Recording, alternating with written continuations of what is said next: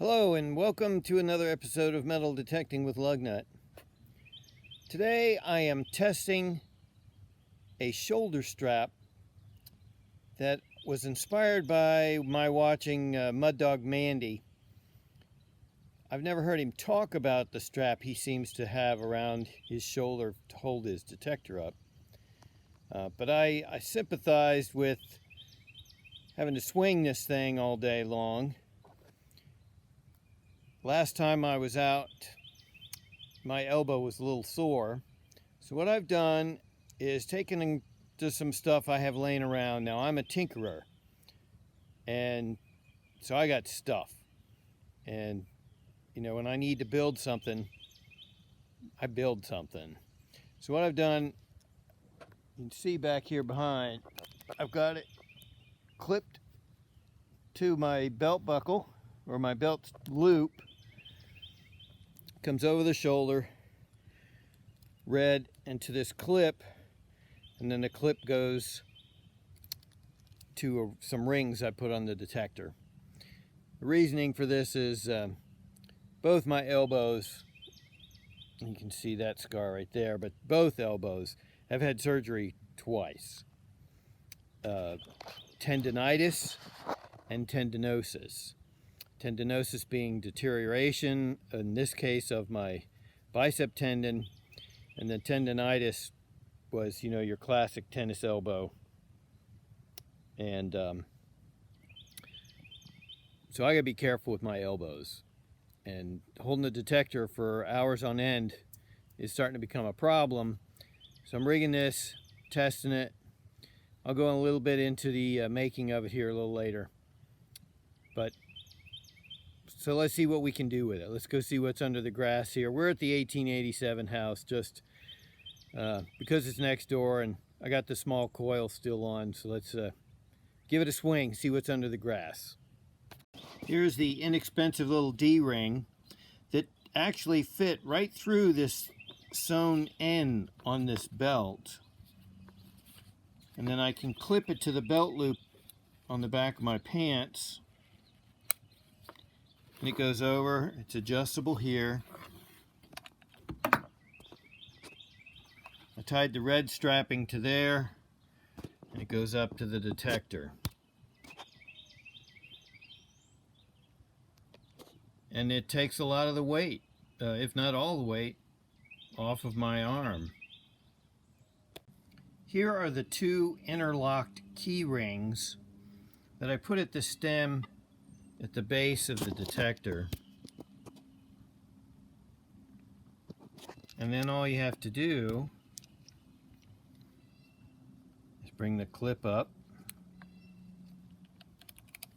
put that on.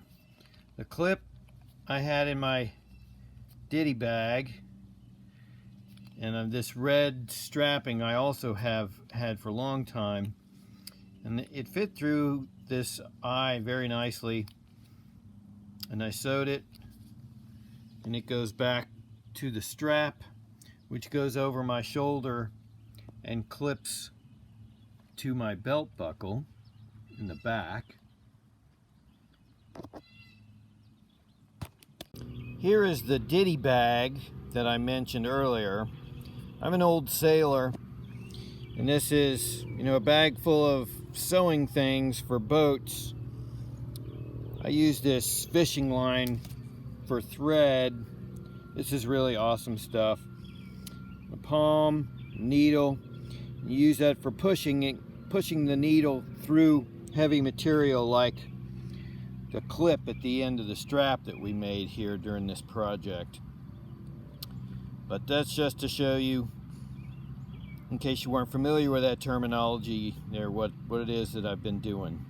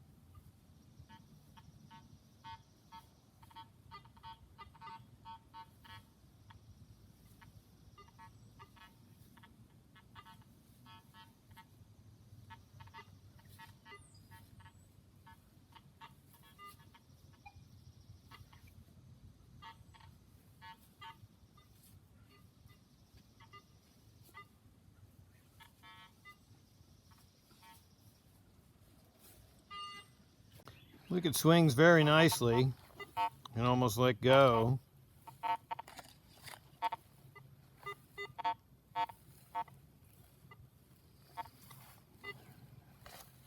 I like this.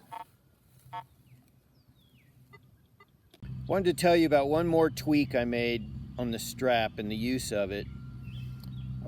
I was testing it some more and noticed it was having trouble staying on my left shoulder while clipped to the belt loop on the left side of my pants, the back side of my pants. So what I did is I switched the clip to the right belt loop. So with it crossing my back, it stays on my shoulder much better, and that has worked out very well for me. So that's the last final tweak. For an old guy like me, this is good for long swinging sessions, and it'll take a lot of the pressure off my elbow. So if any of this is of any use to you, knock yourself out, make yourself one. And again, I got this from watching Mud Dog Mandy. Well, here's the wrap up of the brief test of my shoulder strap up here at the 1887 house.